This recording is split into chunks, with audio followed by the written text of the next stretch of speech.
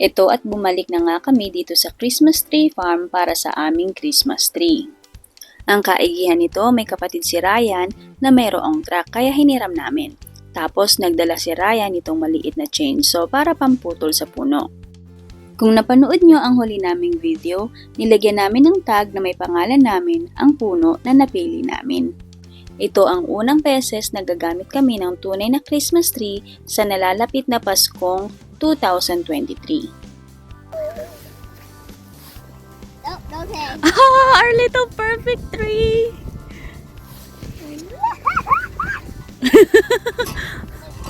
Si Kyra na nga ang pinag-video ko para matulungan ko si Daddy. Oh no.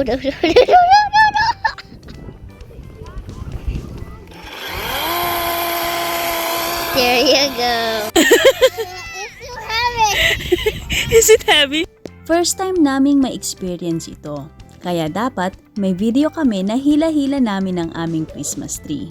For the books, ika nga, di ba? Why are you making your mom pull it, Kyra? At hinila na nga ni Daddy itong aming Christmas tree para maisukat na at mailagay dun sa machine na nagtatanggal ng mga pine needles. Look. We got a 6-foot one. And let's go pray!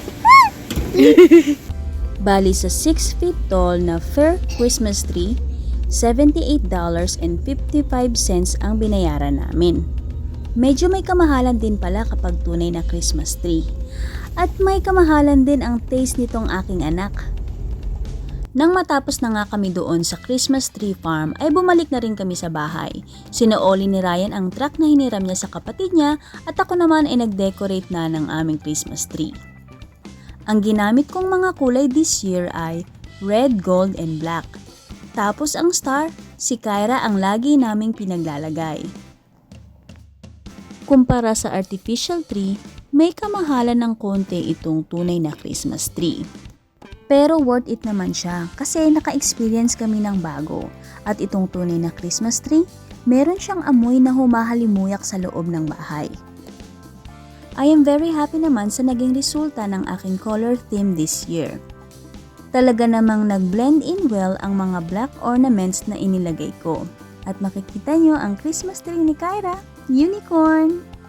I hope nagustuhan nyo ang video na ito guys at sana ay magkaroon tayo ng maligayang Pasko at manigong bagong taon.